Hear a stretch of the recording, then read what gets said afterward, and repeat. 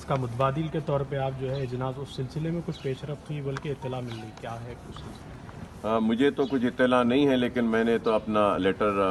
Chief minister صاحب کو روانہ کیا تھا اور کنسرن منسٹرز کو بھی روانہ کیا تھا، یہ مطالبہ کرتے ہوئے کہ رمضان کے مہینے میں جو بھی مساجدوں کو جو کپڑے غریبوں کی تقسیم کے لیے دیے جاتے ہیں، افطار کی دعوت کے لیے جو بھی پیسہ خرچ ہوتا ہے، ان سارے پیسوں کو ایک جگہ کر غریبوں میں اناج کے کٹس دینے کے لیے میں نے مطالبہ کیا تھا۔ اور اس کے ساتھ ساتھ میں نے یہ بھی مطالبہ کیا تھا کہ وہ بدکمہ فیسٹیول کے لیے بھی جو بھی خرچہ کیا جاتا ہے وہ بھی، اور پھر کرسمس کے لیے بھی جو بھی خرچہ کیا جاتا ہے، ان سب کو ایک جگہ کر غریب لوگوں میں اگر اناج کے پیکٹس تقسیم کیے جائیں تو بہتر ہے، اور ہم کوشش کر رہے ہیں کہ یہ مطالبہ قبول ہو، اگر ہو جائے گا تو میں سمجھتا ہوں کہ غریبوں کی کافی مدد ہوگی۔ صاحب، آج وزیر اعظم نے اشارہ دیا ہے کہ ہاٹ اسپاٹس میں لاک ڈاؤن میں توسیع ہوگی، چیف منسٹر نے بھی یہ اشارہ دیا ہے کہ لاک ڈاؤن میں توسیع ہونا ہی بہتر ہے۔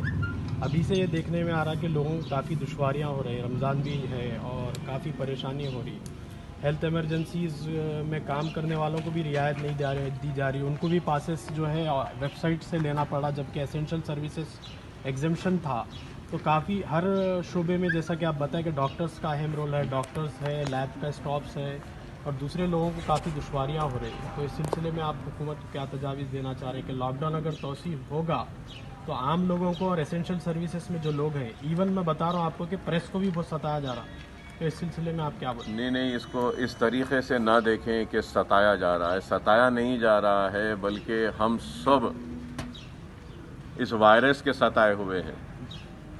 اور ہم سب کوشش کر رہے ہیں کہ اس وائرس کو دیکھیں، اور پولیس بھی کوشش کر رہی ہے، حکومت بھی کوشش کر رہی ہے، ڈاکٹرز بھی کوشش کر رہے ہیں، اور دوسرے ایسنشیل سروسز پرووائڈ کرنے والے بھی کوشش کر رہے ہیں کہ یہ وائرس کو شکست دیں، وائرس سے لڑیں۔ اور یہ پاسز کے لیے ویب سائٹ بنائی گئی ہے، اس ویب سائٹ میں اگر اپلائی کرتے ہیں تو وہاں سے پاسز دیا جا رہا ہے، اور یہ لاک ڈاؤن حکومت اور میں سمجھتا ہوں کہ ذمہ دار لوگ سمجھ رہے ہیں کہ لاک ڈاؤن ہی حل ہے اس بیماری کو روکنے کا یا تھامے رکھنے کا۔ اب اس پہ ایک الگ بحث ہے، تو میں اس بحث میں جانا نہیں چاہتا، لیکن وقت کے ذمہ دار اگر یہ سمجھتے ہیں کہ لاک ڈاؤن ہی اس کا حل ہے تو ٹھیک ہے، لیکن لاک ڈاؤن کے ساتھ ساتھ جو بھی ذمہ دار لوگ ہیں جن کو پاسز دینا چاہیے، میں امید کرتا ہوں کہ دیں گے، اور اس کے ساتھ ساتھ اگر لاک ڈاؤن ہی اگر سمجھتے ہیں کہ اس وائرس کو روکنے کا یہی ایک واحد حل ہے، تو لاک ڈاؤن کے ساتھ ساتھ میں کہوں گا کہ آپ برائے مہربانی حکومت سے درخواست کروں گا کہ کسی کو بھوکا نہ رہنے دیں، جہاں تک ہو سکے اناج کو پہنچائے۔ ہم اتنا دینے کے بعد بھی ایک سیکنڈ نہیں ہوتا ہے جہاں پہ میرا فون نہیں بجتا ہے۔ اگر میں فون ملانا چاہوں تو 15 منٹ تک میں نہیں ملا سکتا ہوں، اگر جو فون آ رہا ہے اس کو ڈسکنیکٹ کر میں فون ملانا چاہتا ہوں تو ڈسکنیکٹ بھی کر کے بھی میرا فون نہیں لگا سکتا ہوں میں کسی کو، اور ہر فون سے یہی ہے کہ صاحب ہم بھوکے ہیں، ہمارے پاس اناج پہنچائیے، ہم بھوکے ہیں، ہمارے پاس پیکٹ نہیں آیا۔ تو میں حکومت سے درخواست کروں گا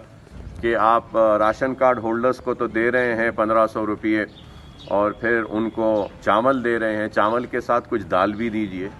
اور اس کے ساتھ ساتھ میں حکومت سے درخواست کروں گا کہ جن کے پاس راشن کارڈ نہیں ہے ان کو بھی کچھ اناج دیجیے۔ میری ریکویسٹ ہے کہ آپ دیجیے، بہت لوگ پریشان ہیں کھانے کے لیے۔ ہاں، قابل مبارکباد ہے کہ 2 لاکھ لوگوں کو GHMC کے ذریعے وہ کھانا پکا کر تقسیم کیا جا رہا ہے، راشن دیا جا رہا ہے، سب کچھ ہے، لیکن اس کے بعد بھی بہت سے بھوکے ہیں، ہم سب کرنے کے بعد بھی بہت سے بھوکے ہیں۔ تو حکومت کو بھی چاہیے کہ وہ ان 2 چیزوں پہ غور کریں، بالخصوص وہ جو بینک اکاؤنٹ جو بند ہو گئے ہیں، پیسہ آنے کے بعد بھی نہیں مل رہا ہے، ان کو پھر سے بینک اکاؤنٹس کو پھر سے آپ چالو کر کے ان کو پیسے پہنچانے کا انتظام کریے، اور راشن کی دکان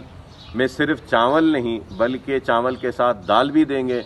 تو بڑی مدد ہوگی غریبوں کی، اور جن کے پاس راشن کارڈ نہیں ہے ان کو بھی اگر آپ دیں گے تو وہ بھی بہت اچھا ہوگا۔ اور جتنے مائیگرنٹ ورکرز جو ہمارے پاس ہیں، ایک وقت ان کو دیا گیا تھا، بعد میں نہیں دیا گیا، تو میں پھر سے مطالبہ کروں گا کہ ان کو بھی کچھ حکومت کی جانب سے اگر دے دیں، کہ اس ڈر اور خوف سے کہ کہیں ان کو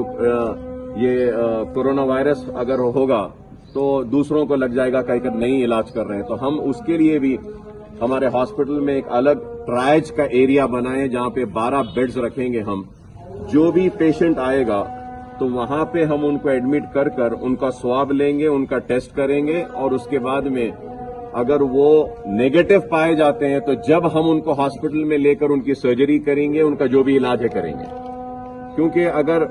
اگر ہم ان کو دواخانے میں لے لیتے ہیں اور ان کا علاج کرتے ہیں اور بعد میں اگر وہ پازیٹو آتے ہیں تو جس ڈاکٹر نے ان کا علاج کیا وہ بھی متاثر ہوگا, نرس بھی متاثر ہوگی, دواخانہ بھی وائرس میں آئے گا, اور بیڈز بھی آئیں گے, وہ اکوپمنٹ جس میں ہم ٹیسٹ کرے ہیں وہ بھی متاثر ہوگا. تو یہ سارے چیزوں کو دیکھتے ہوئے ہم آگے کی پلاننگ کر رہے ہیں اور کوشش کر رہے ہیں کہ یہ سارے انتظامات ہونے کے بعد جلد از جلد ہم ہمارے او پیز کو ہمارے دونوں ہاسپٹل میں سٹارٹ کریں, اور اس کے لیے بھی ہم کام کر رہے ہیں. بہرحال میں سمجھتا ہوں کہ یہ بڑا ہی آزمائش کا وقت ہے, بڑا ہی نازک وقت ہے, اور ایسا وقت ہے جو ساری دنیا کو ایک مقام پہ روک دیا ہے اور دنیا پوری رکی ہوئی